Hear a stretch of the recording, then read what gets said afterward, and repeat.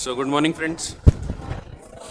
ऐसा है, हम लोग देख रहे थे बेलमेंट के बारे में। शुरुआत करने की थे, मैंने कुछ बेसिक पॉइंट बताया था। बेलमेंट प्लेज देखते हैं आज से। सो बेलमेंट में एक एग्जांपल दिया था मैंने, उससे ही चालू करते हैं। तो केस 1, जिसमें समझो मैं हूं मिस्टर ए, मैंने आपको एक कार दिया यूज करने के लिए। आप मिस्टर बी हो, ये कार है। आप यूज करने के बाद गुड्स मुझे रिटर्न कर दोगे। यहां पे ओनर कौन है गुड्स का? तो ए है, ए को ओनर बोलेंगे हम। ये गुड्स दे रहा है बी को, तो बी के पास ओनरशिप ट्रांसफर नहीं होती, सिर्फ पोजीशन दिया जाता है बी को। पोजीशन का मतलब है कंट्रोल, पोजीशन ट्रांसफर होता है बी को। ए जो ओनर है, इसको हम एक नाम देते हैं बेलर। जो दूसरा व्यक्ति होता है बी, उसको हम बोलते हैं बेली। ये कॉन्ट्रैक्ट को हम बोलते हैं बेलमेंट। आप देखेंगे इसमें ओनरशिप ट्रांसफर नहीं हो रही, सिर्फ डिलीवरी हो रही है। डिलीवरी ऑफ गुड्स होगी upon some purpose, and when the purpose has been accomplished the goods will be returned, वापस करना पड़ता है। ये एक सबसे बेसिक काइंड ऑफ बेलमेंट हो गया, जिसमें आप देख रहे हैं कि कोई कंसीडरेशन इन्वॉल्व नहीं है। तो यहां पे मैं आपसे कुछ चार्ज नहीं कर रहा, तो यहां पे नो कंसीडरेशन।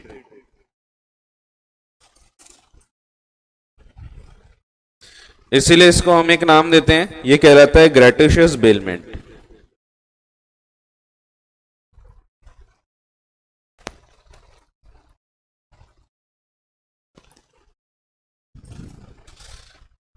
एक दो लाइन छोड़ के दूसरा एग्जांपल लिखते हैं, केस 2। बहुत ही आसान, बेलमेंट का सबसे बेसिक एक एग्जांपल हो गया। सो एग्जाम के टाइम ये काम आएगा, इसीलिए उसको हम बोलते हैं एग्जाम्पल। एग्जाम्पल, ठीक है, सीख रहे हो आप भी। हाँ हाँ, पंचेट मारना नहीं है, एग्जाम्पल सीख रहे, ठीक है। एक और एग्जाम्पल ले लेते हैं, नीरज सर वाला। तो नीरज सर को अपन अगर कार यूज करने देंगे तो फुकट में तो देंगे नहीं, पैसे लेंगे सर से, ठीक है।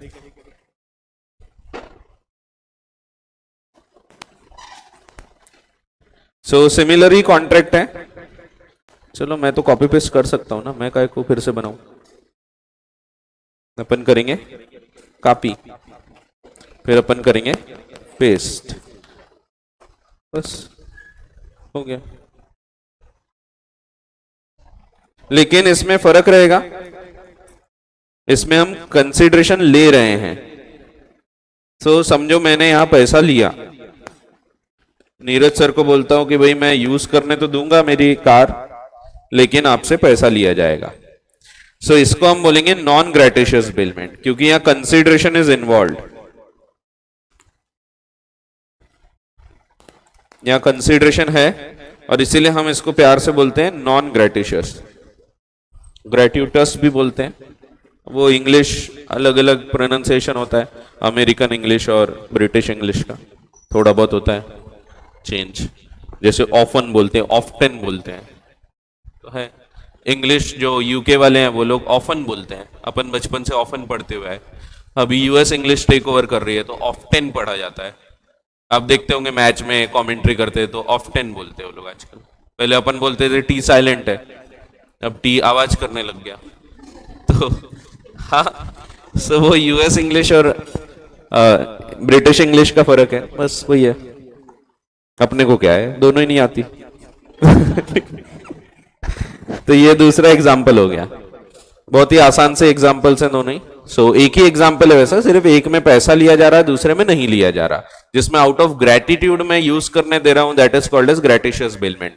There will be no consideration, but जहां पे हम पैसा ले रहे हैं तो वहां पे कंसीडरेशन रहेगा, एंड इसको हम बोलते हैं नॉन ग्रेटिशियस बेलमेंट।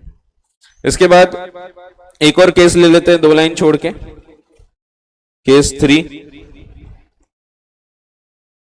जिसमें समझो मेरे पास एक गाय है। अब वो गाय का बड़ा ध्यान रखना पड़ता है। आपको पता होगा अगर आप मवेशी को पालते हैं, कोई गाय वगैरह बैल वगैरह, या इवन कोई भी डोमेस्टिकेशन ऑफ, अरे दोस्तों की बात नहीं हो रही सर मेरा दोस्त है तो बैल है थोड़ा, लेकिन है, दोस्त है, होते हैं ऐसे कई बार, ठीक है। तो उसको बहुत ध्यान रखना पड़ता है मेरे को गाय का, इसलिए मैं कहीं घूमने वगैरह भी नहीं जाता हूँ। कैंप वगैरह होता है तो मैं जाता नहीं, कि कौन गाय का ध्यान रखेगा, बेचारी गाय है। सो मैं इसीलिए कहीं जाता आता नहीं। लेकिन अब मेरी साली की शादी है, वो बोलती है जीजा जी आपको तो शादी में आना ही पड़ेगा, आप नहीं आओगे तो शादी नहीं करूंगी। सो इन एग्जाम्पल्स का वास्तविकता से संबंध नहीं है, सो नाटकीय रूपांतर है।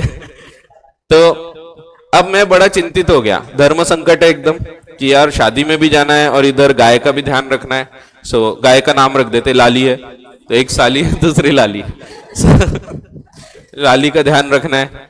अब मैं बड़ा परेशान, हताश, निराश दिख रहा हूं। बाजू में रहते हैं गुप्ता जी। गुप्ता जी बोलते हैं अरे शर्मा जी बड़े परेशान लग रहे हो। मैं उनको अपनी व्यथा सुनाता हूँ। वो बोलते हैं क्या शर्मा जी आप टेंशन लेते हैं, पड़ोसी कब काम आएंगे, एक काम करो लाली मेरे घर पे रख दो, मैं उसका ध्यान रखूंगा, आप आ जाओगे तो मैं उसको फिर रिटर्न कर दूंगा।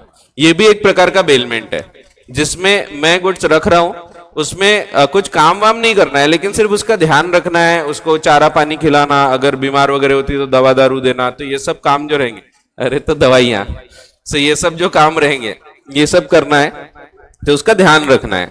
ये भी एक प्रकार का बेलमेंट है। समझो मैं एक्स हूं, मैंने वाई को, वाई अपने गुप्ता जी हो गए, गुड्स दे दिया गाय,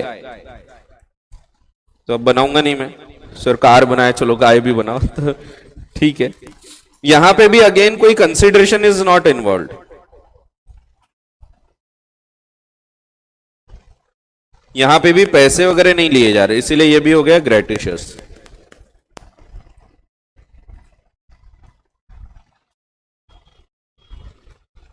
यहां भी ओनर है एक्स, ओनी है, अरे ओनी नहीं होता, पोजीशन है, हर जगह रूल नहीं लगता। फिर एक्स को ही हम बोलेंगे बेलर, वाई को बोलेंगे बाइली, अरे बाइली नहीं बेली सर बेली है, so y is the bailee, x is the bailor, ठीक है। यहां पे भी after the purpose has been accomplished the goods will be return, यहां पे भी रिटर्न ऑफ गुड्स होगा, और यहां भी डिलीवरी ऑफ गुड्स हो रही है।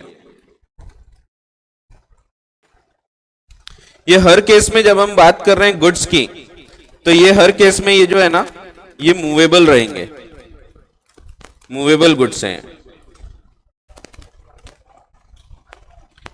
इमूवेबल प्रॉपर्टी में भी सिमिलर कॉन्ट्रैक्ट होते हैं, बट वो बेलमेंट नहीं कहलाते। जैसे कई बार ऐसा होता है कि मॉर्टगेज किया जाता है, तो मॉर्टगेज कहलाता है जो इमूवेबल प्रॉपर्टी में होता है। सो गिरवी वगैरह रखते हैं तो एक व्यक्ति को यूज करने दे रहे, या फिर कभी रेंट पे दिया जा रहा है, तो वो अलग होते हैं, वो कॉन्ट्रैक्ट एक्ट में कवर नहीं होते, उसके लिए ट्रांसफर ऑफ प्रॉपर्टी एक्ट लगता है। सो कॉन्ट्रैक्ट एक्ट में जो कवर हो रहे हैं ये बेलमेंट, ये हमेशा डिलीवरी ऑफ मूवेबल गुड्स रहेगा, ठीक है। तो गाय भी मूवेबल है, आप देखते हैं इधर घूमते रहती है, मूव होती है, देखे होंगे आपने, जुगाली करते हुए घूमती रहती है।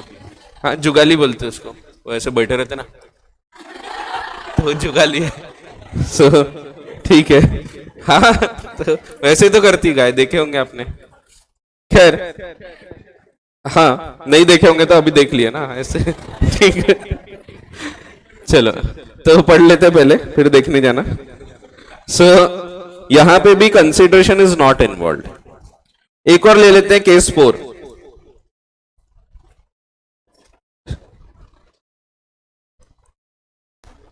सो मेरी एक फ्रेंड है सनी, अरे ये एक क्लॉथ पीस लेके जाती है टेलर के पास, और टेलर को बोलती है इसका ड्रेस सिल दो। अरे सनी पाजी को रख लो, ठीक है, खुश। सनी पाजी ड्रेस ठीक है, ठीक है, ठीक है। तो ये भी एक प्रकार का बेलमेंट होता है जिसमें क्लॉथ पीस लेके गए टेलर के पास और टेलर इसको अगेन रिटर्न करेगा। यहां भी हमेशा मूवेबल गुड्स होंगे,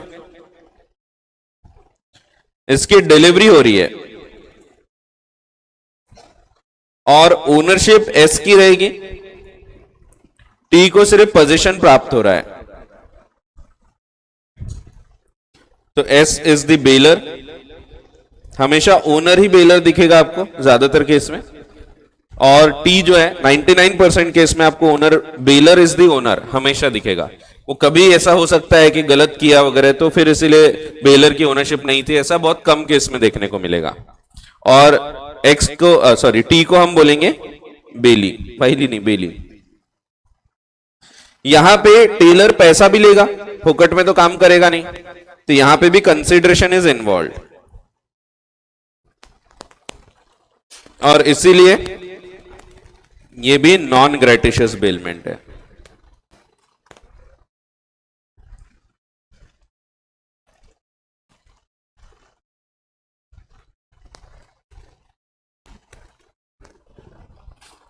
अब ये जो बेलमेंट्स हैं चारों कॉन्ट्रैक्ट ऑफ बेलमेंट ही है, चारों में हल्का सा फर्क दिखेगा आपको।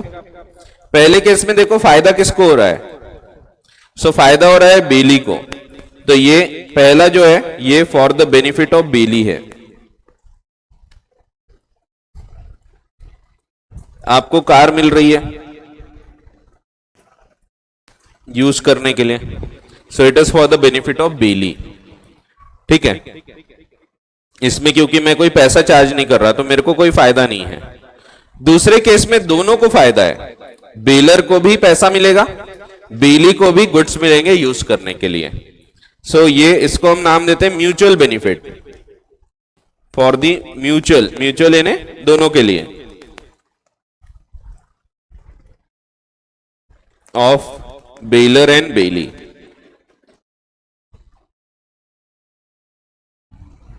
आपके लिए पूरा जो खेल है ओनरशिप और बेनिफिट का है, बेनिफिट किसको मिल रहा है ये ध्यान रखना है आपको।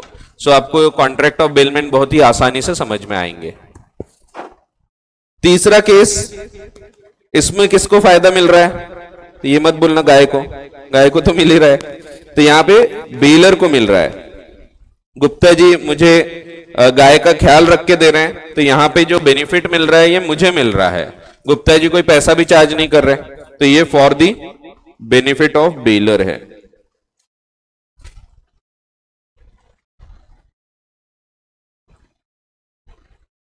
और लास्ट वाला जो है अगेन क्योंकि पैसा चार्ज किया जा रहा है दोनों को फायदा मिलेगा, सो एस को गुड्स मिलेंगे काम करके एंड टी को पैसा मिलेगा, so it is again for the mutual benefit.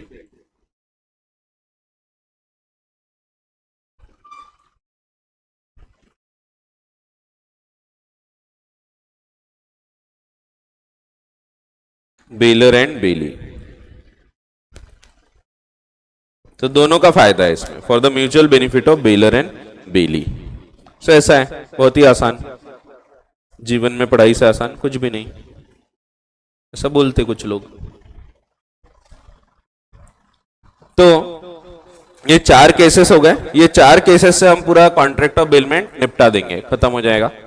सो कुछ एग्जांपल्स आपको कुछ जगह पे कोई कॉन्सेप्ट समझने के लिए केस 1 काम आएगा, कुछ कॉन्सेप्ट के लिए केस 2, कुछ कॉन्सेप्ट में केस 3 और कुछ कॉन्सेप्ट में केस 4। ठीक है, अलग अलग एग्जांपल्स इसीलिए दिया मैंने क्योंकि कॉन्सेप्ट्स किस हिसाब से हैं उसके ऊपर डिपेंड करेगा आपको कौन सा एग्जांपल से वो समझ में आएंगे। ठीक है, तो ये 4 एग्जांपल्स हैं, बस खत्म हो गया बेलमेंट। चलो चलो पढ़ते हैं, चलो घर नहीं चलना है, चलो पढ़ते हैं, अभी पढ़ना पड़ेगा, पढ़ना मिलता है, सर बोलते ना आपके पवन सर, आपको पढ़ने मिल रहा है तो पढ़ना चाहिए। मेरे को पढ़ना पड़ता था, पढ़ता था मैं, पढ़ते हैं हम, पढ़ेंगे। अरे contract of bailment and pledge, तो बेलमेंट पहले पढ़ते हैं फिर प्लेज के बारे में हम चर्चा करेंगे। प्लेज भी एक प्रकार का बेलमेंट ही है। हम जब उसकी डेफिनेशन देखेंगे तो उसमें डिफाइन किया है कि pledge is also type of bailment, ठीक है, जिसका पर्पस होता है एज अ सिक्योरिटी रखना, बस उतना सा फर्क होता है। सो बाद में देखते हैं, पहले बेलमेंट पे चर्चा अपनी सीमित रखेंगे।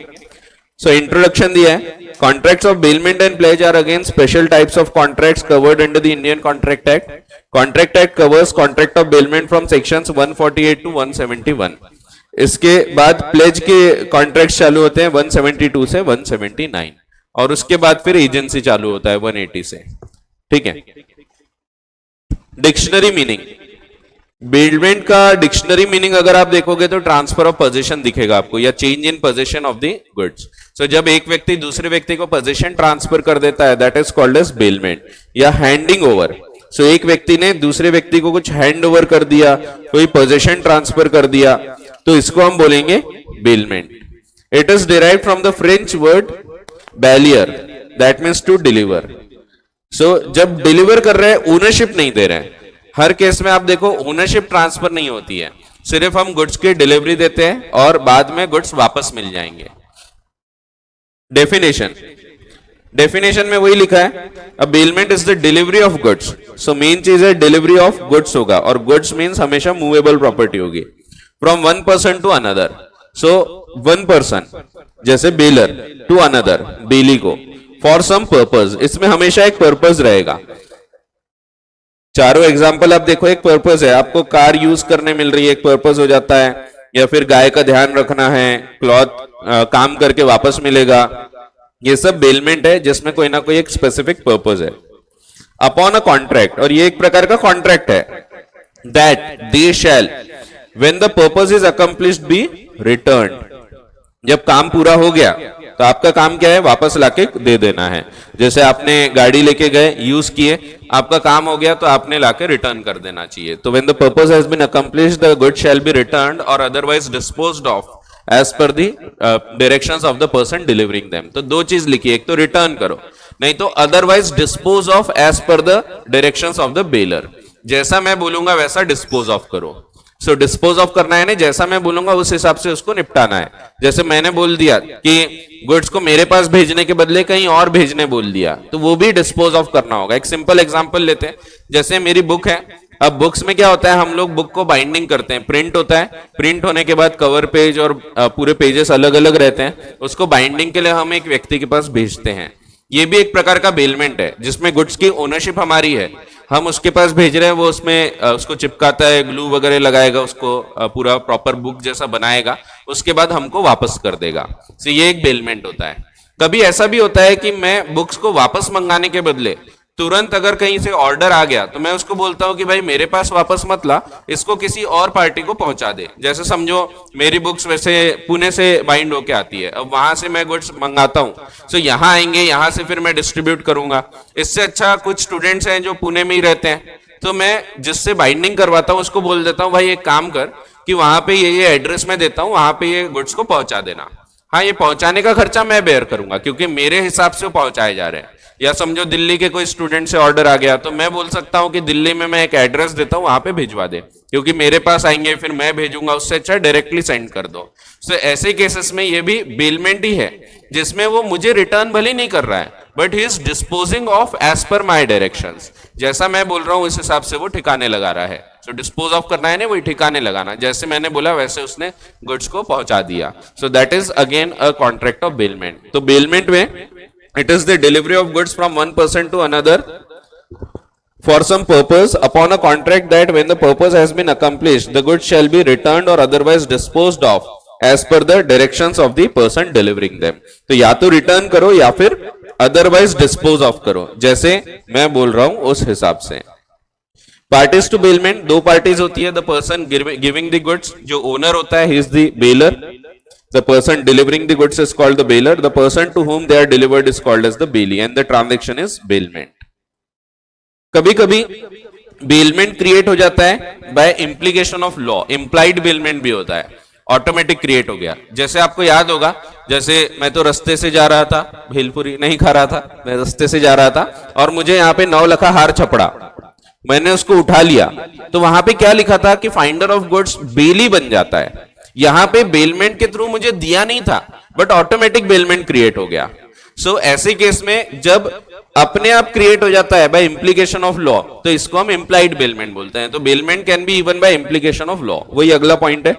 एक्सप्लेनेशन लिखा हुआ है एक्ट में ही कि अगर एक पर्सन के पास पोजीशन है गुड्स का, दूसरे किसी के गुड्स का, और वो उसको होल्ड करता है एज बेली, तो वो ऑटोमेटिकली बेली बन जाएगा and the owner becomes the bailor. Although भले ही they may not have been delivered by way of bailment, भले ही बेलमेंट करके दिया नहीं था वो, बट गलती से भी अगर मेरे को पोजीशन प्राप्त हो गया है दूसरे के गुड्स का, तो वहां मैं एज अ बेली माना जाता हूं। जैसे कि एग्जाम्पल दिया हुआ है in case of finder of lost goods, it is implied by law. कुछ एग्जाम्पल्स दिए हैं और R delivers a laptop to Q for repairs, repairs को चीजें देना, ये भी एक प्रकार का बेलमेंट है। मेरी घड़ी खराब हो गई, मैं घड़ी को रिपेयर करने के लिए दे के आता हूं, वो उसके ऊपर काम करेगा, रिपेयर करके मुझे वापस कर देगा, ये भी एक प्रकार का बेलमेंट है। Where the ownership has not been transferred, only possession has been transferred. So owner मैं ही हूं, मैंने उसको गुड्स दिया, उसने काम किया, वापस किया। वैसे ही R lends his mercantile law book to Q, R gives gold to goldsmith Q for making jewellery. In all these cases R is the bailor and Q is the bailee. ठीक है, तो आर गोल्डस्मिथ को भी gold दे रहा है, तो gold उसका खुद का है, उसमें ओनरशिप नहीं जा रही, वो सिर्फ आगे वाला उस पे काम करेगा, ऑर्नामेंट्स बना के, ज्वेलरी बना के इसको वापस कर देगा। सो ये भी एक प्रकार का बेलमेंट है। सो बहुत सारे बेलमेंट होते हैं। सो आप बचपन में वीडियो गेम के कैसेट लेके आते थे, वो भी बेलमेंट था। आपने वीडियो गेम खरीदा होगा, उसमें एक कैसेट मिली होगी 9,99,999 गेम्स इन वन, और सब जब चालू करते हैं एक ही गेम रहता है, फिर अपन बोर हो जाते हैं, फिर अपन बोलते हैं, अपने को पता है अरे वो अपने फ्रेंड के पास अच्छी कैसेट है, 64 games in one, 6 games in one. So उसके पास जाते हैं, भाई देना एक हफ्ते के लिए, तो एक हफ्ते को लेके आते हैं, अपन यूज करते हैं, फिर वापस कर देते हैं, और अगर अच्छा दोस्त होगा तो वापस भी नहीं करते। सो वैसे वापस करना चाहिए था, बट अच्छा दोस्त वही होता है ना जो भूल जाए, चलो छोड़ो, गया तो गया। सो खैर, सो ये भी बेलमेंट ही है, जहां पे आपने कुछ लेके आए, यूज करोगे और वापस कर दोगे। ठीक है, सो ये सब बेलमेंट के कॉन्ट्रैक्ट है, जिसमें पैसा इन्वॉल्व हो भी सकता है, नहीं भी हो सकता। अब इसके कुछ कैरेक्टरिस्टिक्स निकल के आते हैं, या फीचर्स निकल के आते हैं, या रिक्विजिट्स निकल के आते हैं। कैरेक्टरिस्टिक्स कहां से आते हैं? तो आपने अब बहुत सारी चीजें पढ़ चुके हैं, आपको पता है हमको कैरेक्टरिस्टिक पढ़ने के लिए जो मेन डेफिनेशन होती है उसको तोड़ना पड़ता है, और उसको तोड़ के एक एक वर्ड निकालते हैं, तो कैरेक्टरिस्टिक्स निकल के आते हैं। याद होगा आपको, आपने सेक्शन 10 को तोड़ा था, all agreements or contracts if they are made by the free consent of the parties competent to contract for a lawful consideration with a lawful object and are not hereby expressly declared to be void। एक एक तोड़ा point, और हमने बोला ये characteristics हो गए, essentials हो गए, फीचर्स हो गए कॉन्ट्रैक्ट के। फिर हमने कंसिडरेशन तोड़ा आपने, when at the desire of the promisor, promisee or any other person has done or abstained from doing, does or abstains from doing or promises to do or abstain from doing something, then such act, abstinence or promise is called as consideration for the promise। एक एक point तोड़े, consideration must move from the desire of promisor, फिर at the it may move from the promisee or any other person, उसी को तोड़ के हमने characteristic निकाले। वैसे यहाँ पे ये बेलमेंट की जो डेफिनेशन है, bailment is the delivery of goods from one person to another upon a purpose, upon a for some purpose upon a contract, that when the purpose has been accomplished, ज्यादा speed में नहीं बोलना चाहिए, when the purpose has been accomplished the goods should be returned or otherwise disposed of as per the directions of the person delivering them। तो ये जो है इसको हम तोड़ेंगे, अब इसमें से एक एक पॉइंट निकालेंगे और फिर हम इसी को कैरेक्टरिस्टिक बोलेंगे। तो आप देखो, इसी से एक पॉइंट आएगा delivery, goods, contract, purpose, return, तो यही सब आपको दिखेंगे कैरेक्टरिस्टिक। डिलीवरी ऑफ गुड्स है, पर्पस है, पोजेशन ट्रांसफर नहीं होता, सॉरी पोजेशन ट्रांसफर होता, ओनरशिप ट्रांसफर नहीं होती, ये एक डीप में समझेंगे। तो ये कॉन्ट्रैक्ट रहेगा क्योंकि लिखा हुआ है, रिटर्न होगा हमेशा, और हमेशा मूवेबल गुड्स होंगे। ठीक है, तो वही है, हम इसकी डेफिनेशन तोड़ते हैं, उसमें से एक एक वर्ड निकालते हैं, उसको जब एनालाइज करते हैं तो उसी को हम नाम दे देते हैं कैरेक्टरिस्टिक। अरे कैरेक्टरिस्टिक नहीं, कैरेक्टरिस्टिक्स, कैसे स्पेलिंग है ना, तो देखो चारा कट अरेस्टिक, चारक्टरिस्टिक, ठीक है, कैरेक्टरिस्टिक्स। ठीक है, बहुत ही बकवास, लेकिन इंग्लिश है ही ऐसी, अजीब सी लैंग्वेज है। डिवीजन बोलते, उधर डाइवर्जन बोलते हैं, डिवीजन लिखते हैं ना अपन, DIVI से, और कहीं लिखा रहेगा डाइवर्जन, है वही DI से चालू हो रहा, उधर भी DI, इधर डाई है, उधर D है। कोई कोई इसमें दोनों चलता है, डायरेक्टर और डायरेक्टर दोनों चलता है। कितनी अजीब लैंग्वेज है, कुछ भी ठीक है, क्या करना है। चलो, हाँ हिंदी और मुश्किल हो जाती है। तो आपको लग रहा होगा सर हिंदी हिंदी, अरे हिंदी और मुश्किल है, खतरनाक मुश्किल हो जाती है। अब हाँ, हाँ निर्देशक, और जो निर्देश दे रहा है डायरेक्ट नहीं, लेकिन भारी पड़ता है। जैसे मैं बोलूंगा आपको साझेदारी का पंजीकरण कराना है, रजिस्ट्रेशन ऑफ पार्टनरशिप, सो थोड़ा मुश्किल हो जाता है और सोचने को दिमाग लगाना पड़ता है। फिर आप जब पेमेंट कर दोगे तो आपको संतोषीकरण का प्रज्ञापन फाइल करना पड़ेगा, संतोषीकरण मेमोरेंडम ऑफ सेटिस्फेक्शन होता है, ऐसे बहुत सारी चीजें होती है और मुश्किल हो जाता है ये। फिर ठीक है, तो इसीलिए इंग्लिश में ठीक है, इजी पड़ता है थोड़ा। दिक्कत ये अपने को हिंदी भी नहीं जमती, इंग्लिश भी नहीं जमती तो ठीक है, अपन बीच में अटक गए ना, अलग ही हो गया अपने देश के हालात, क्या करेंगे। तो इंग्लिश सीख रहे हैं अपन और हिंदी भूल रहे हैं, तो ये भी अच्छे से नहीं आता, वो भी अच्छे से नहीं आता तो ये फैक्ट है, एक्चुअल में फैक्ट है। चाइना वाले इसीलिए आगे हो गए क्योंकि उन लोगों का लोकल लैंग्वेज पे बहुत ज्यादा जोर है और लोकल लैंग्वेज से वो लोग सब चीज पढ़ते हैं। तो उन लोग इंग्लिश को उतना फोकस नहीं करते, इंग्लिश वगैरह पे। चाइना हो गया, जापान हो गया, लोकल लैंग्वेज में पढ़ाते हैं। आप खुद सोच के देखो, साइंस वगैरह पढ़ रहे हैं, मैथ्स पढ़ रहे हैं, बहुत सारी जगह तो इंग्लिश की प्रॉब्लम होती है, इसीलिए समझता नहीं। अगर हिंदी में ही वही चीज समझी रहे तो बहुत आसान है चीजें, लेकिन वो इंग्लिश नहीं समझती, इसीलिए कोई कोई चीजों के वर्ड्स के मीनिंग ही नहीं पता होते, पढ़ रहे हैं अपन, तो इसीलिए तकलीफ जाती है। खैर ठीक है, बदल रहा है एजुकेशन, आई है न्यू एजुकेशन पॉलिसी, बदलेगा, वक्त बदलेंगे, हालात बदलेंगे, लेकिन ये सब बदलने को टाइम लगेगा, कम से कम 20 साल लगेंगे। क्योंकि जो लोग अभी पढ़ने जाएंगे 20 साल बाद वो कहीं काम करने लायक होंगे। ठीक है, वक्त है। चलो वापस आते हैं हम। सो कैरेक्टरिस्टिक्स और फीचर्स और रिक्विजिट्स ऑफ बेलमेंट में पहला है delivery of goods. Goods deliver होना चाहिए, और डिलीवरी ये हमने ऑलरेडी पढ़ चुके हैं। Delivery means the transfer of possession. जब हम एक व्यक्ति को गुड्स दे रहे हैं voluntarily, voluntary transfer of possession, तो हम उसको बोलते हैं डिलीवर करना। So bailment is again a delivery of goods by one person to another. Delivery of possession of goods for the purpose of bailment has to be distinguished from the mere custody of goods. So देखो, possession एक अलग चीज हो जाती है और custody अलग चीज हो जाती है। अब ये हम समझेंगे, जब possession ट्रांसफर होगा ना तभी जाके बेलमेंट होता है, अगर सिर्फ कस्टडी ट्रांसफर होगी तो नहीं होता। ये कैसे होता है ये अभी थोड़ी देर में हम समझते हैं। एक एग्जांपल दिया है, thus where goods are handed over to servant, so they are in mere custody of the servant and no relationship of bailment arises. So ध्यान रखो, possession यानी जब हम विथ कंट्रोल देते हैं ना गुड्स को, तो हम बोलते हैं यहां पे possession गया है। कभी कभी गुड्स का हम कंट्रोल नहीं देते, सिर्फ एक जगह मैंने रख के आया और मैंने बोला कि ये मैं कुछ देर बाद आके ले जाऊंगा, तो इसको कुछ करना नहीं है, सिर्फ कहीं रख के आया हूं। ऐसे केस में मैंने कंट्रोल नहीं दिया, गुड्स सिर्फ वहां रखे रहेंगे, उसको आगे वाला कुछ यूज भी नहीं करेगा, सिर्फ उसके पास रखे हुए हैं, उसके घर पे रखे हैं या उसके कोई पर्टिकुलर प्लेस पे रखे हुए हैं।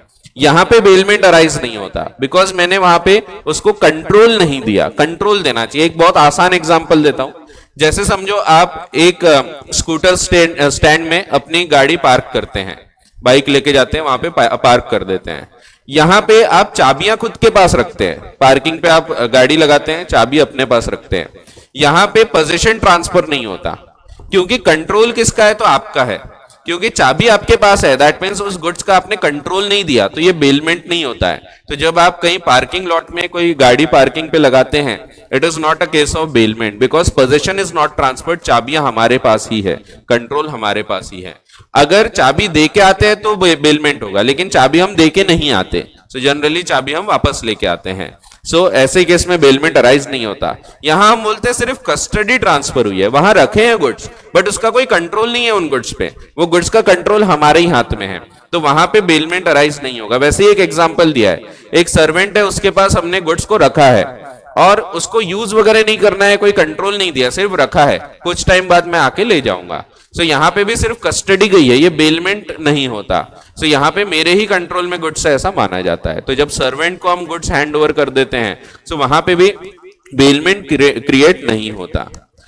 अगर एक पर्सन के पास कस्टडी है बट पोजीशन नहीं है, without possession, then he does not become a Bailey.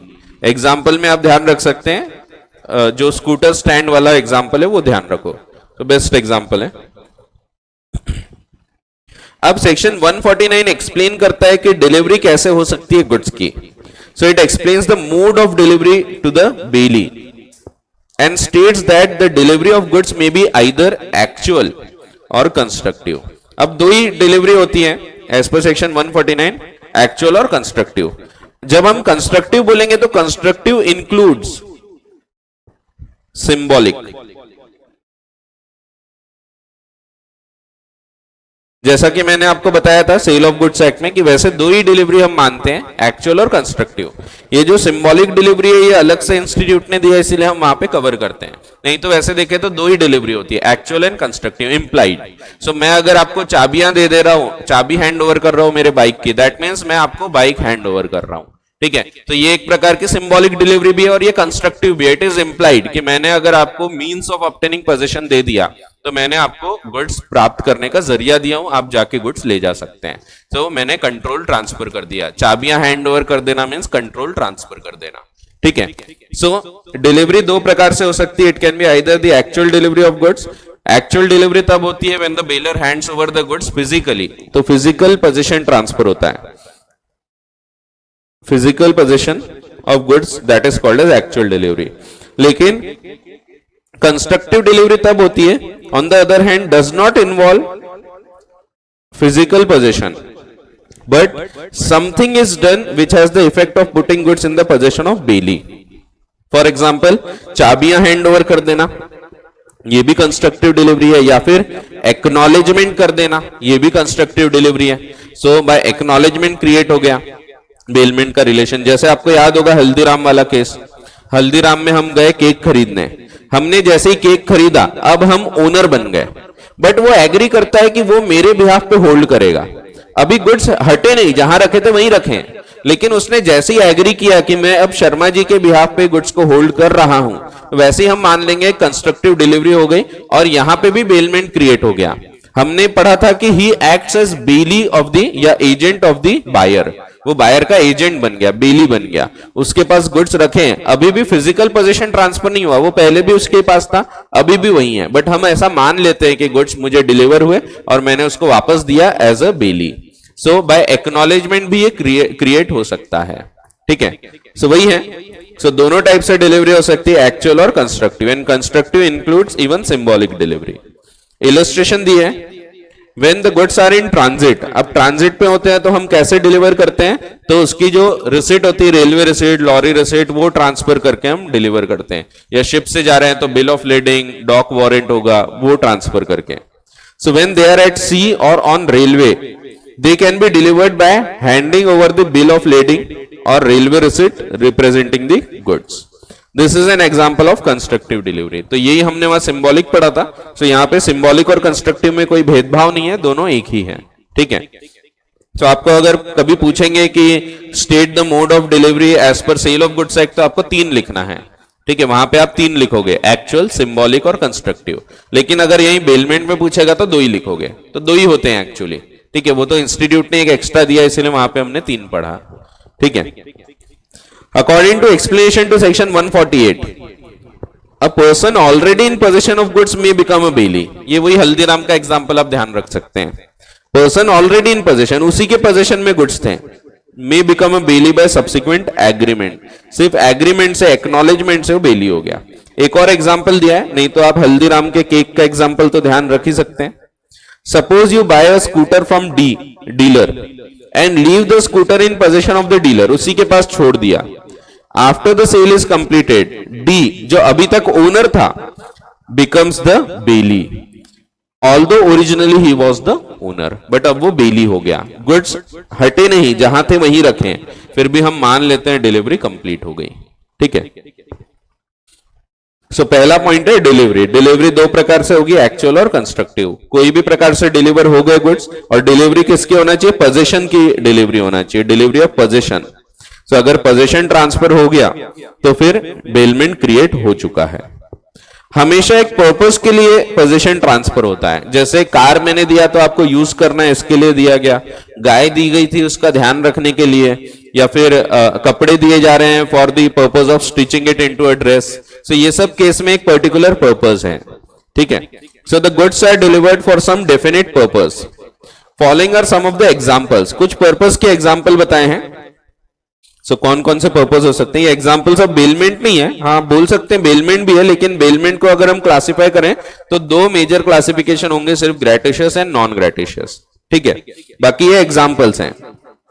Delivery of goods by one person to another to be held for bailor's use, bailor के यूज के लिए, बेलर के फायदे के लिए, जिसमें आप एग्जांपल ध्यान रख सकते हैं गाय वाला, ठीक है। बेलर्स यूज का मतलब है बेलर के फायदे के लिए, जिसमें गुप्ता जी मेरी गाय का ध्यान तो रख रहे हैं बट मेरे लिए, सो वो खुद के लिए काम नहीं कर रहे हैं, सो और उनको पैसा नहीं मिल रहा, इसीलिए यहां पे सिर्फ बेलर्स यूज है, बेलर का फायदा है। वैसे goods given to friend for his own use without any charge. So इसमें अपन कार वाला एग्जांपल ध्यान रख सकते हैं, मैंने आपको कार या बाइक यूज करने दे दिया। Hiring of goods, Neeraj sir वाला एग्जांपल, पैसे लेंगे उनसे, फुकट में नहीं देंगे। सो डिलीवरिंग गुड्स, ऐसी कोई दुश्मनी नहीं है मेरी नीरज सर से, आप बोलेंगे सर ऐसा हमेशा, तो ठीक है। एग्जाम्पल पवन सर का नहीं लेते अपन, पवन सर को बुरा लग गया तो नीरज सर बुरा नहीं लगता नीरज सर को, नीरज सर ऐसे थोड़ा फन लविंग है, हाँ ठीक है। सो हाँ, तो मेरे को भी बुरा नहीं लगता, पवन सर नीरज सर को भी नहीं लगता, पवन सर का पता नहीं, सो इसीलिए काय को रिस्क लेना, ठीक है। चलो, सो नीरज सर का एग्जांपल है हायरिंग ऑफ गुड्स में, ठीक है।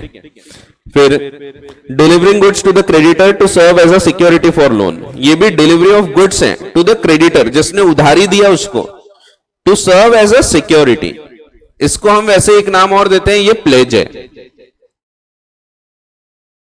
अब प्लेज एक प्रकार का बेलमेंट ही है, इसीलिए आपको बेलमेंट के एग्जांपल में दिया है।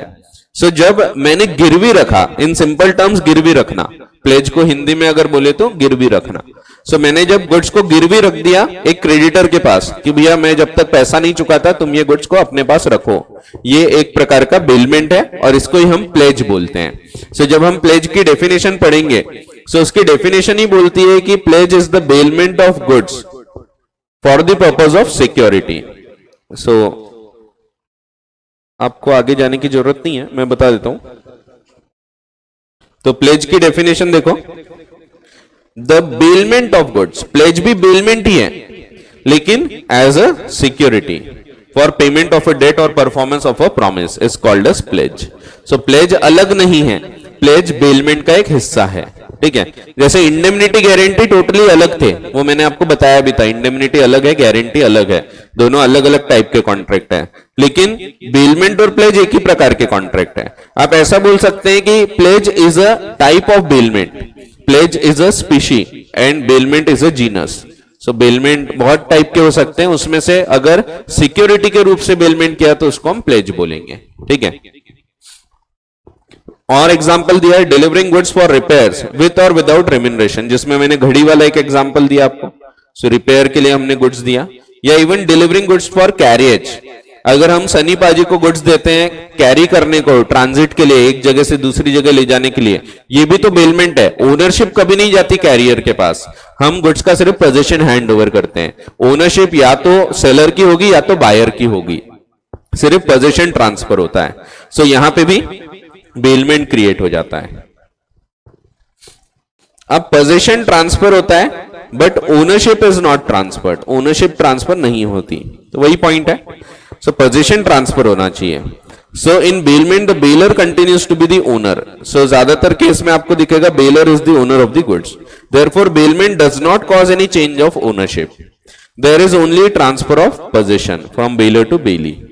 Position shall be distinguished from mere custody of goods, मैंने वैसे एग्जांपल दिया आपको, जहां कंट्रोल के साथ हम गुड्स देते हैं उसको हम बोलते हैं पोजीशन।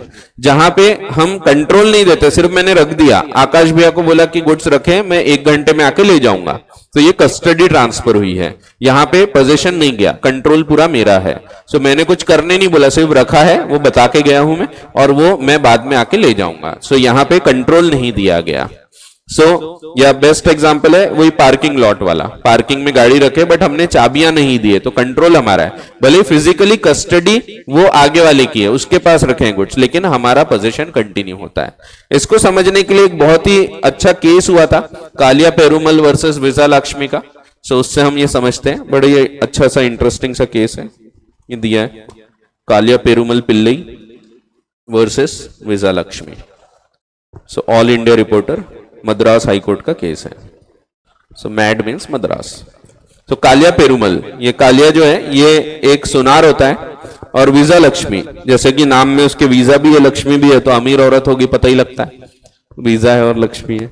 हाँ वीजा लक्ष्मी, विशालक्ष्मी, विशालक्ष्मी होना चाहिए तो ठीक है, वीजा लक्ष्मी स्पेलिंग है लेकिन उसकी, तो ठीक है। तो वीजा, एक वीजा बालाजी है, पता होगा आपको, एक हनुमान जी का मंदिर है, जिनको वीजा नहीं मिलता है, बाहर जाना है उनको देश छोड़ के, बट वीजा नहीं हो रहा उनका अप्रूव, तो ऐसे केस में वो लोग जाके नारियल फोड़ते और वीजा अप्रूव हो जाता, वीजा बालाजी। हाँ एक्चुअल में ऐसा एक मंदिर है, हनुमान जी का मंदिर है। तो हनुमान जी, अब हनुमान जी क्योंकि खुद फॉरेन ट्रेवल के लिए गए थे, एक्सपर्ट माने जाते हैं, आग लगा के आए थे। नहीं एक्चुअल में आप देखना है, ये आप गूगल सर्च करोगे वीजा बालाजी, तो एक्चुअल में एक मंदिर है।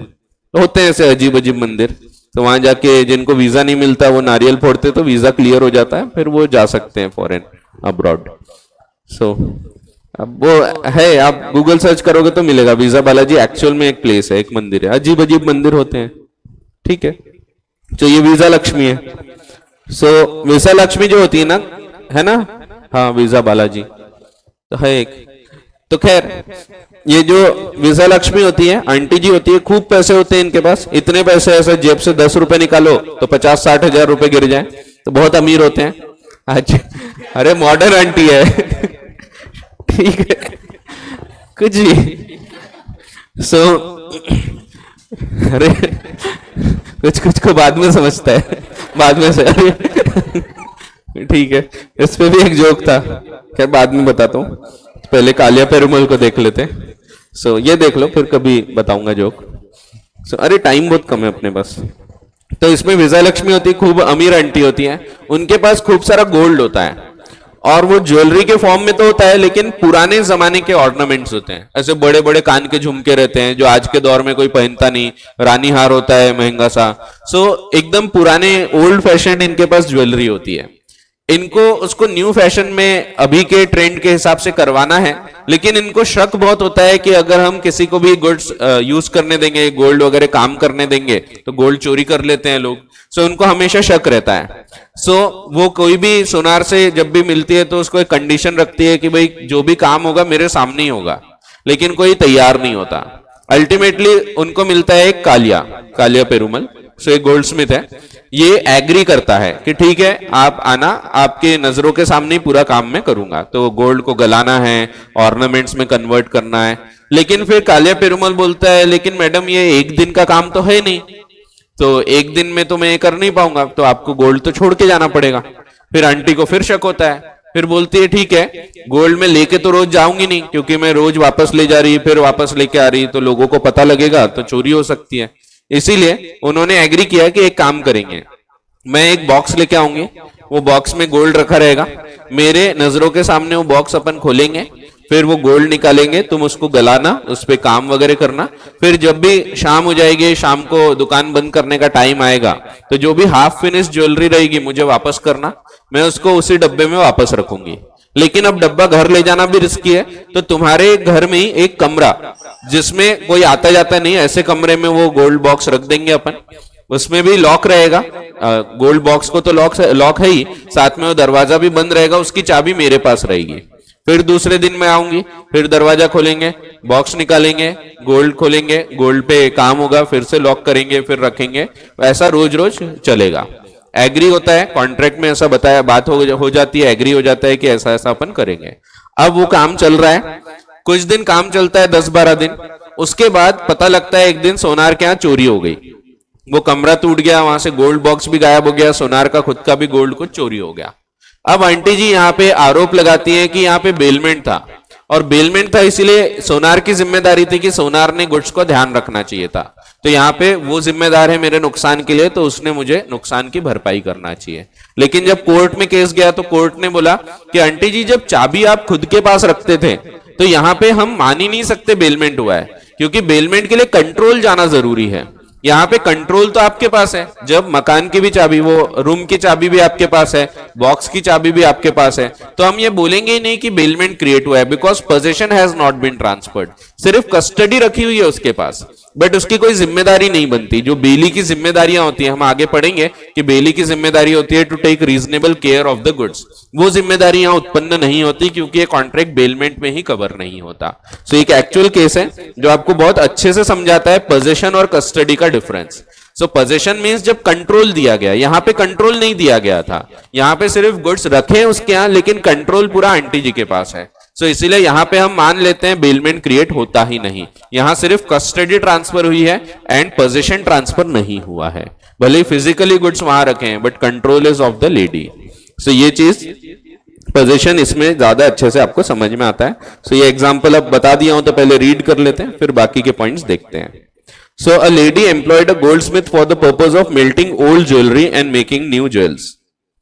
Every evening she used to receive the half-made jewels from the goldsmith, put them into the box, which was left in the room in the goldsmith's house. She retained the key of the room with her. So important चीज यहाँ पे आ जाती है कि पूरा control aunty जी ने अपने पास रखा था। It was held, कोर्ट ने बोला, that there was re-delivery of jewels to the lady. And they were not in the possession of the goldsmith when during one night they were stolen and there was no bailment, because there was no transfer of possession, there was only transfer of custody. ठीक है, so ऊपर आते हैं फिर से। so bailment, इसमें baler owner होता है, therefore bailment does not cause change in ownership, there is only a transfer of possession from bailor to bailee.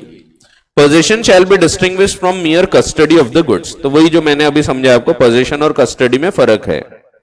Here it is a question of fact rather than law. So हमको facts and circumstances देख के decide करना पड़ेगा possession गया था या नहीं गया था। So डिपेंड करेगा, कोई केस में हो सकता है possession जाते दिख रहा है, किसी में नहीं दिख रहा है। So एक ऐसा ब्लैंकेट रूल नहीं बना सकते अपन कि कब possession जाता है, वो हमको facts and circumstances से समझेगा कि क्या कंट्रोल दिया गया या नहीं दिया गया। अगर कंट्रोल दिया गया तो जैसे मैंने पार्किंग का एग्जांपल दिया, बट वहां भी फैक्ट्स पे डिपेंड करता है। अगर मैं चाबी भी छोड़ के आता हूं तो पार्किंग लॉट पे गाड़ी लगाना भी बेलमेंट हो जाएगा, क्योंकि मैंने चाबी दे के आया। So it will depend upon facts and circumstances, सब चीज को साथ में देख के आप डिसाइड कर सकते हो। तो कंट्रोल गया तो बेलमेंट है, नहीं गया तो बेलमेंट नहीं है। ठीक है, so what happens when the owner of the property lawfully delivers the property? Two situations में अराइज। पहला, पोजेशन ट्रांसफर हो गया। Possession is the actual and physical control of the property, control चला गया।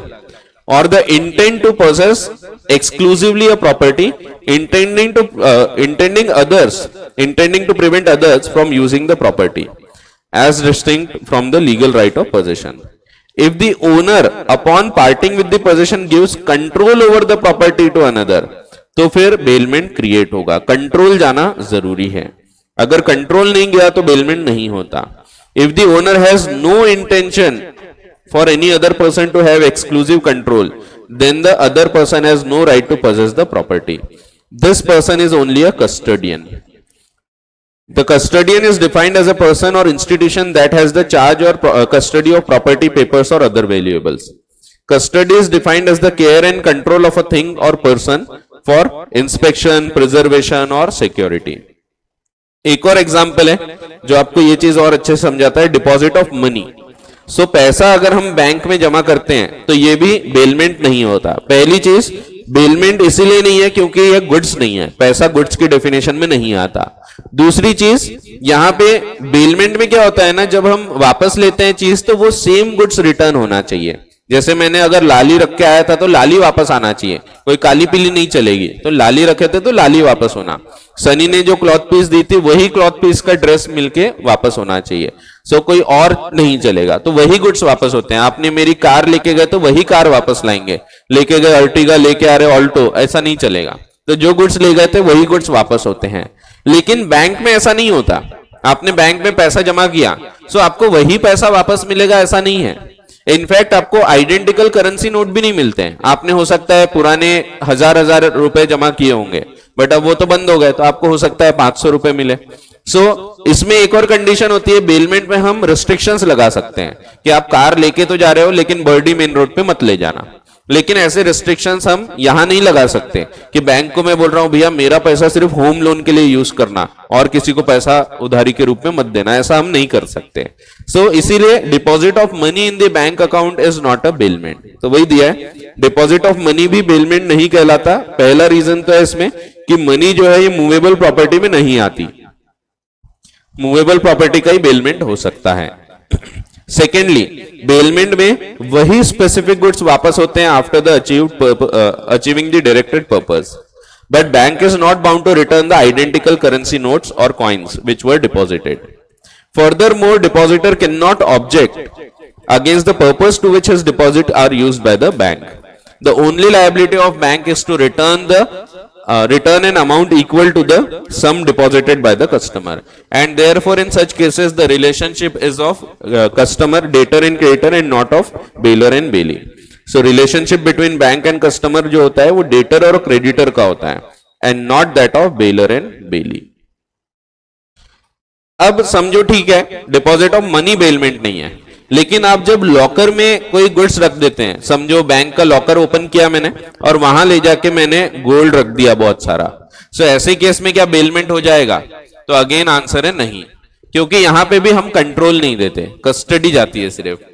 जब तक कि हम चाबी लेके जाएंगे नहीं तो बैंक उस लॉकर को ओपन नहीं कर सकता। जब बैंक लॉकर खोला जाता है, दो चाबी होती है उस लॉकर की, एक चाबी बैंक वाला लगाता है, दूसरी चाबी आप लगाते हैं, दोनों जब ओपन करेंगे तब जाके लॉकर खुलेगा। सिर्फ एक चाबी से बैंकर कभी लॉकर नहीं खोल सकता। हाँ, बहुत कम केस में बैंकर एक एक्स्ट्रा की रखते हैं जो यूज होती है जब कोई रेड वगैरह पड़ रही है कि कोई पर्टिकुलर व्यक्ति है, जैसे मेरा फ्रेंड है केजू, उसके पास बहुत सारा पैसा है, उसने चोरी करके छुपा के रखा है, ऐसा पता लगता है, तो ऐसे केस में फिर वो लॉकर वगैरह सीज करके तोड़ा जा सकता है। नहीं तो जनरल रूल ये है कि आपने लॉकर में क्या रखा क्या नहीं रखा ये बैंक देखता भी नहीं। बैंक वाले चाबी लगा के बाहर चले जाते हैं, फिर आप जाके बैंक का लॉकर खोल के अपने जो भी वैल्यूएबल्स है निकाल सकते हैं, रख सकते हैं। इसमें बैंक को पता भी नहीं होता आपके पास क्या रखा है क्या नहीं रखा है, ठीक है। इसीलिए प्लेसिंग ऑफ ऑर्नामेंट्स, करेंसी और other valuable documents in bank locker, locker में भी रखना बेलमेंट नहीं होता। It is not bailment because चाबियां जो होती है लॉकर की ये अभी भी ओनर के पास होती है। Technically ornaments are in the position of the owner, although locker is in the bank, तो कस्टडी बैंक की है लेकिन ओनरशिप और पोजीशन ये हमारा होता है। ऐसा है। ये पॉइंट से आपको पोजीशन और कस्टडी में फर्क समझेगा। तो पोजीशन का मतलब है जब हम चीज का कंट्रोल के साथ ट्रांसफर करते हैं तो उसको हम बोलते हैं पोजीशन जाना। हो सकता है कंट्रोल में हमने रिस्ट्रिक्शंस लगाए हैं, लिमिट लगाई है, बट कंट्रोल जाना चाहिए। फिर कॉन्ट्रैक्ट, अब एक और पॉइंट है कि अपॉन अ कॉन्ट्रैक्ट, एक कॉन्ट्रैक्ट है बेलमेंट, वो फिर भले एक्सप्रेस हो या इंप्लाइड हो, एक कॉन्ट्रैक्ट होना चाहिए, कॉन्ट्रेक्चुअल बेसिस पे ये बनता है। ये कॉन्ट्रैक्ट में कंसिडरेशन होना अनिवार्य भी नहीं होता। आपको पता है बेलमेंट बिना कंसीडरेशन के भी होता है, एक्सेप्शंस में आपने पढ़ा था, in case of gratuitous bailment no consideration is necessary, ठीक है। अब लेकिन इसमें एक केस और हुआ था, पहले तो वही दिया है कि फाइंडर ऑफ गुड्स में आप देखोगे बेलमेंट हो जाता है automatic by implication of law. इसमें एक केस हुआ था जिसमें बताया गया था there may be a case of non contractual bailment. एक नॉन कॉन्ट्रेक्चुअल बेलमेंट भी हो सकता है। आपके एग्जाम में ये वाले पॉइंट पे क्वेश्चन आने के चांसेस बहुत है। एक तो पोजीशन वाला जिसमें मैंने आपको एग्जाम्पल दिया पार्किंग लॉट वाला, तो पार्किंग वाला क्वेश्चन पूछ सकते हैं आपको, कालिया पेरुमल वाला पूछ सकते हैं, और नॉन कॉन्ट्रेक्चुअल बेलमेंट हो सकता है क्या ये पूछ सकते हैं। ये आपको ऐसा डायरेक्ट नहीं आएगा, कैसा आएगा वो मैं बताता हूं। इन सिंपल टर्म्स बुक में क्वेश्चन दिया है वो आने के चांस है। बता ही देता ना कौन सा क्वेश्चन।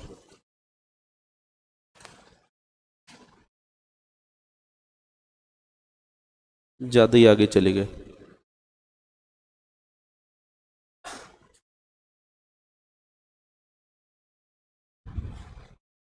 ये वाला क्वेश्चन, थर्ड वाला।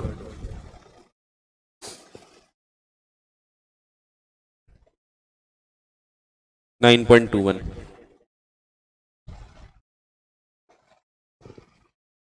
ऐसा है।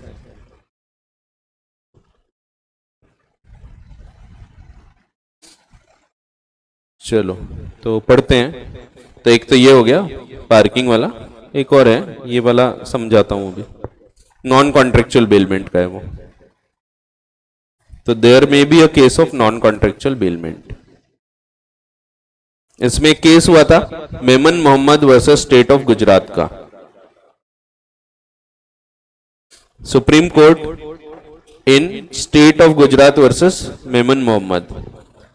इसमें इन्होंने बोला कि there may arise non contractual bailment as well. भले डेफिनेशन बोलती है कि कॉन्ट्रेक्चुअल बेलमेंट होता है, डेफिनेशन में आप देखोगे कि बेलमेंट की डेफिनेशन ही बोलती है upon a contract. So delivery of goods for some purpose upon a contract, when the purpose is accomplished they shall be return. सो वापस करना है, ठीक है। तो कॉन्ट्रैक्ट बोला गया है तो कॉन्ट्रेक्चुअल होता है। लेकिन there may be a case of non contractual bailment. ये हुआ था एक केस में जिसमें एक मेमन मोहम्मद थे, उन्होंने कुछ कार्स इंपोर्ट किए। पहले का जमाना था, उस टाइम पे कार्स जो थी भारत में ज्यादा कार्स बनती नहीं थी, रहती भी नहीं थी, बहुत पहले आजादी के पहले की बात है, आजादी के बाद है, 67 का है। सो उस टाइम की बात है। सो बाहर से उन्होंने कार्स इंपोर्ट किए, 2-3 लग्जरी कार्स मंगाई गई थी। अब कस्टम्स अथॉरिटी ने सोचा यार ये लग्जरी कार्स हैं, और उन्होंने पूरी इंक्वायरी किए बिना वो कार्स को सीज कर लिया और आरोप लगाया कि मेमन मोहम्मद ने इसके ऊपर जो भी कस्टम्स ड्यूटी लगती है वो नहीं पे किया। सो इंपोर्ट करते वक्त हमको टैक्स पे करना पड़ता है जिसको हम बोलते हैं कस्टम्स ड्यूटी। अब इन्होंने आरोप लगाया वो पे नहीं किया और इसलिए इन्होंने गुड्स को कॉन्फिस्केट कर लिया, जब्त कर लिया। अब गुड्स जब्त होने के बाद इनके पास इतनी बड़ी बड़ी कार रखने की जगह नहीं थी। कस्टम्स वालों के पास लिमिटेड जगह होती है, बाकी छोटे मोटे प्रोडक्ट्स तो रख लेते हैं, लेकिन कार रखने को इनके पास जगह नहीं थी। इन्होंने उसी दिन जिस दिन इन्होंने ये किया, कॉन्फिस्केट किया, जब्त किया, उसी दिन जाके मैजिस्ट्रेट का ऑर्डर निकाला और मैजिस्ट्रेट के ऑर्डर के थ्रू इसको बेच भी डाला। जबकि बेचने का राइट एकदम आखिर में मिलता है, बट इन्होंने उसको तुरंत बेच भी डाला। सो उसको सेल कर दिया और ये बोला कि अनक्लेम्ड प्रॉपर्टी है और इस पे टैक्सेस नहीं पे किए हैं, तो वो बेच डाले। कस्टम्स को अधिकार होता है अंडर सर्टेन सर्कमस्टेंसेस बेच सकते हैं। वैसे यहाँ पे वो बेचना नहीं चाहिए था, बट उन्होंने फिर भी बेच डाला। बाद में मेमन मोहम्मद ट्रिब्यूनल चले जाता है। ट्रिब्यूनल एक प्रकार के कोर्ट जैसे ही होता है। ट्रिब्यूनल चले जाते हैं और वो बोलते हैं कि देखो मैं पूरा प्रूव कर देते हैं मैंने पूरा टैक्स वगैरह भरा है। अब कोर्ट ने ऑर्डर किया, ट्रिब्यूनल ने ऑर्डर किया कि भाई इनके गुड्स वापस किए जाएं, लेकिन यहाँ पे उन्होंने बेच चुके थे।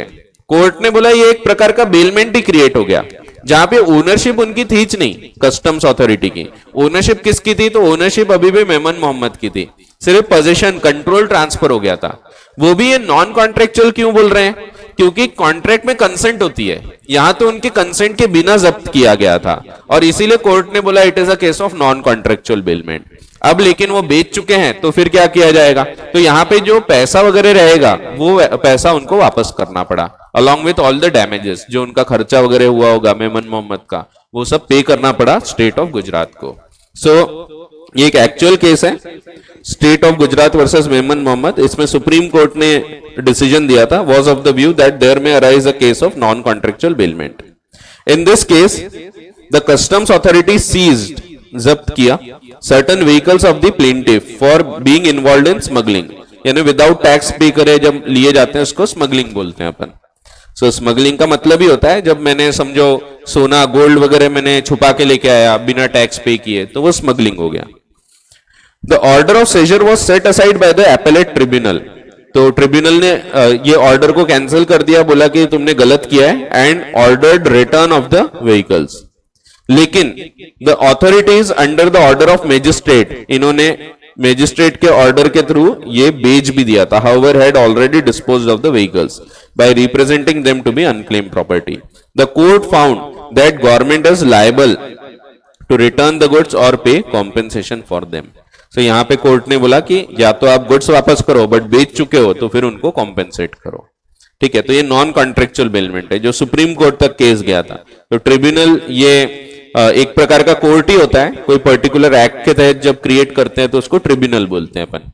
जैसे कंपनीज एक्ट में एनसीएलटी क्रिएट होता है, नेशनल कंपनी लॉ ट्रिब्यूनल है। वैसे ही आप डेट रिकवरी के लिए डीआरटी क्रिएट हुआ है, डेट रिकवरी ट्रिब्यूनल। सो हर एक्ट में होता है। इनकम टैक्स में इनकम टैक्स एपेलेट ट्रिब्यूनल है, आईटीएटी बोलते हैं अपन उसको। सो ऐसे ट्रिब्यूनल क्रिएट होते हैं एक्ट के तहत, वो कोर्ट जैसा ही काम करते हैं। आगे हम डिटेल में थोड़ा चर्चा करेंगे ट्रिब्यूनल्स के बारे में जब हम कंपनी लॉ पढ़ेंगे। फिर रिटर्न ऑफ गुड्स, अगला जो पॉइंट है that is return of goods. Goods वापस करना पड़ता है। It is agreed that when the purpose is accomplished, अगर कोई पर्पस के लिए लेके गए थे तो जब वो पर्पस कंप्लीट हो गया तब वो गुड्स वापस कर देगा।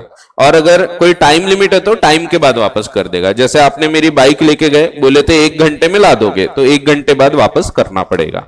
सो it is agreed that when the purpose is accomplished the goods are to be return or otherwise disposed of according to the directions of the bailor.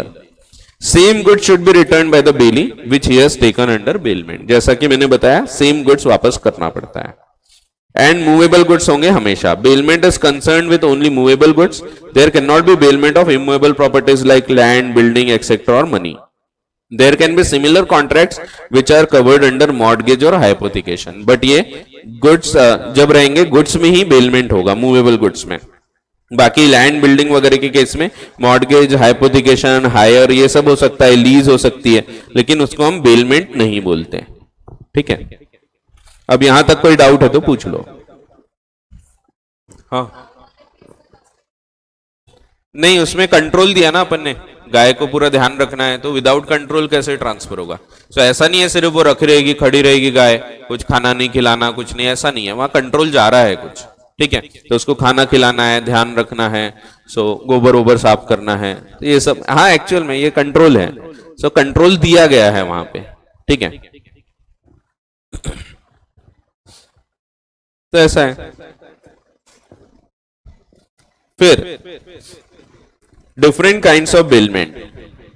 Bailment कैसे कैसे हो सकते हैं, तो on the basis of consideration और reward. सो reward के basis पे, पैसे के आधार पे हम, कंसिडरेशन के आधार पे हम दो हिसाब से इसको विभाजित कर सकते हैं। एक gratuitous bailment not for money, दूसरा नॉन ग्रेटिशियस। स्पेलिंग में गड़बड़ होती है, ग्रेट्यूटस, ग्रेट्यूशियस। सो स्पेलिंग में गड़बड़ होती है तो लिख के देखो, लिखोगे तो याद रहेगी। कोई कोई स्पेलिंग गलती ज्यादा होती है, जैसे लीन, आपको कंफ्यूजन होगा। सो आप देखोगे LIEN, फिर लिखोगे LEIN, फिर जो अच्छी लगेगी उसको रखोगे, जो अच्छी नहीं लगेगी उसको काट दोगे। तो ऐसा रूल है, क्योंकि जो ज्यादा देखा हो वो अच्छी लगने लगती है स्पेलिंग। हाँ, सो यहां भी ये रूल इसीलिए काम करता है। कई बार होता है ना गलत, अपने को समझ में नहीं आता तो दोनों लिखते हैं अपन, फिर जो स्पेलिंग अच्छी लगती है वो रखते हैं, दूसरी काट देते हैं। करते कि नहीं? मैं तो करता था, अब आप लोग पता नहीं, आप लोग थोड़ी ज्यादा स्मार्ट हैं, हम लोग थोड़ा एवरेज स्टूडेंट रहा करते थे। हमारे दौर में 60% यानी बहुत होता था, आज से 20 साल पहले, और ये 60% आ गया, फर्स्ट डिवीजन आ गया, बहुत होता था। अभी तो 90 भी कम होते हैं, तो 99 मिले तो भी 1 मार्क कहाँ गया, so ऐसा होता है। वो देख शर्मा जी के बेटे को आपको लग रहा होगा शर्मा जी का बेटा खुश है, ऐसा नहीं होता, उसके यहाँ भी होता है, उसको भी 99.5 मिले, आधा मार्क कहाँ गया, वो देख गुप्ता जी की बेटी को, फिर वो बोलता है उसको देख के ही तो आधा मार्क कम हुआ। तो इन एग्जाम्पल्स का वास्तविकता से कोई संबंध नहीं है, तो सिर्फ एग्जाम्पल्स है। चलो वापस आते। ध्यान रखो स्पेलिंग में मिस्टेक होती है यहाँ पे, ग्रेटिशियस हो गया, लीन हो गया, ऐसे कुछ जगह पे स्पेलिंग मिस्टेक्स होती हैं, क्योंकि हमने रीड किया होता है, हमको पता नहीं होता, हमने सोचा भी नहीं होता शायद ये स्पेलिंग कभी तकलीफ देगी, लेकिन होता है एग्जाम में कई बार स्पेलिंग मिस्टेक्स होती है। बकवास से स्पेलिंग भी नहीं आती, ऑल्सो की स्पेलिंग नहीं आएगी, ALSO ASLO 2 लिख के देखेंगे तो ये एकदम कुछ भी कंफ्यूजन होता है। उधर लिख रहे अपन, दिमाग में गाना चल रहा है, गाड़ी वाला आया घर से कचरा नहीं, कभी सुने भी नहीं गाना, वो घूम रहा है दिमाग में, होता है, कुछ भी होता है। तो ध्यान रखो, स्पेलिंग पे ध्यान रखो। So on the basis of consideration और रिवॉर्ड, बेलमेंट को हम बोल सकते हैं gratuitous and non gratuitous. Gratuitous it is one in which ना ही बेलर को ना ही बेली को, ना कोई हायर चार्जेस मिल रहे हैं बेली को, ना कस्टडी चार्जेस मिल रहे हैं बेलर को, is entitled to any remuneration, sorry उल्टा बोल दिया, neither the bailor hire charges by bailee, ना बेली उसको कोई चार्ज दे रहा, ना कस्टडी चार्ज पे कर रहा है bailor. Is entitled to remuneration. In simple terms कोई कंसिडरेशन नहीं है। For example lending a book to a friend, depositing of goods for safe custody without any charge. So ये सब ग्रेटिशियस बिलमेंट है। ग्रेटिशियस का मतलब ही होता है गिवन और ग्रांटेड विदाउट रिटर्न और रिकम्पोज या अनअर्न्ड। तो ग्रेटिशियस आउट ऑफ ग्रेटिट्यूड हम वो कार्य कर रहे हैं and not for money. And non gratuitous bailment, it is also called as a bailment for reward. Here either the bailor or the bailee is entitled to remuneration. For example, motor car let out for hire, cloth given for tailor for tailoring, for stitching dress. So ये सब जो है इसमें पैसा involved है। ठीक है, वही सेम एग्जांपल्स हैं जो मैंने आपको दिया। सो वो चार एग्जांपल्स में पूरा बेलमेंट कंप्लीट हो गया। वो चार के अलावा कोई पांचवा एग्जांपल आपको देखने की जरूरत नहीं, आप वो चार एग्जांपल से पूरा समझ सकते हैं। On the basis of benefit भी हम इसको डिवाइड कर सकते हैं, ऑलरेडी पढ़ चुके हैं हमने। Contract of bailment can also be classified under the following three types on the basis of beneficiary.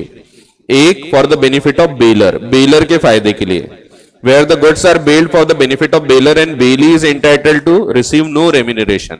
For example, A wanted to go for a vacation and he hands over his cow to his neighbour to take care of. So ये वही गाय वाला example हो गया। For the benefit of bailee, where the goods are bailed for the benefit of bailee and bailor receives no remuneration. जैसे B has some guest in his house, for the purpose of picking them up from railway station he takes car from A. So guest को लेके आना था, तो किराए से car लेने के बदले दोस्त से कार उधारी लेके आए और कुछ टाइम बाद वापस कर देंगे। एंड जो mutual benefit of bailor and bailee है, म्यूचुअल यानी आपस में दोनों पार्टी के, जैसे कोई म्यूचुअल फ्रेंड होते हैं जो आपके भी फ्रेंड लिस्ट में दिखता है, मेरे भी फ्रेंड लिस्ट में दिखता है, उसको हम बोलते हैं म्यूचुअल फ्रेंड। वैसे ही बेलर को भी फायदा होता है, बेली को भी फायदा होता है, तो म्यूचुअल बेनिफिट। ठीक है, where the goods are bailed and both the parties will get the benefit, तो इसको हम बोलते हैं mutual benefit. For example, S takes his cloth piece to a tailor T for making it into a coat. Here S the bailor will get the services and T the bailee will get the stitching charges in the form of remuneration. So दोनों ही party को कोई ना कोई फायदा प्राप्त हो रहा है। So for mutual benefit of both bailor and bailee. अब यहां तक कोई डाउट है तो पूछ लो, फिर खत्म हो रहा है बेलमेंट, खत्म। Duties of belly, duties of baler, rights of belly, rights of baler, खत्म। फिर टर्मिनेशन ऑफ बेलमेंट, खत्म। फिर प्लेज आएगा, प्लेज एक नॉर्मल प्लेज का एक लेक्चर रहेगा, दूसरे में प्लेज बाय नॉन ओनर्स होगा, आधे में खत्म। सो 4 दिन में खत्म। 4 दिन बहुत होते हैं, वैसे वक्त बहुत कम है अपने पास, तो अभी ये चलेगा। फिर इसके बाद एजेंसी है, फिर पार्टनरशिप है, फिर कंपनीज एक्ट है, नेगोशिएबल इंस्ट्रूमेंट्स एक्ट है, एलएलपी है, एलएलपी लिमिटेड लायबिलिटी पार्टनरशिप। खूब पढ़ना है, अभी खूब सारी चीजें बची है। ठीक है, बहुत बड़ा कोर्स है, बताया ही था मैंने, अभी लगभग आधा हुआ है, समझ लो 50% कोर्स हुआ है अब। ठीक है, हाँ, लेकिन आगे के थोड़े इजीली हो जाएंगे, देखते हैं। संडेज को एक्स्ट्रा लेंगे अपन, फिर एक बार अकाउंट्स खत्म हो जाए तो। चलो देखते हैं। चलो, सो कंक्लूड करते हैं, मिलते हैं नेक्स्ट क्लास में। Thank you.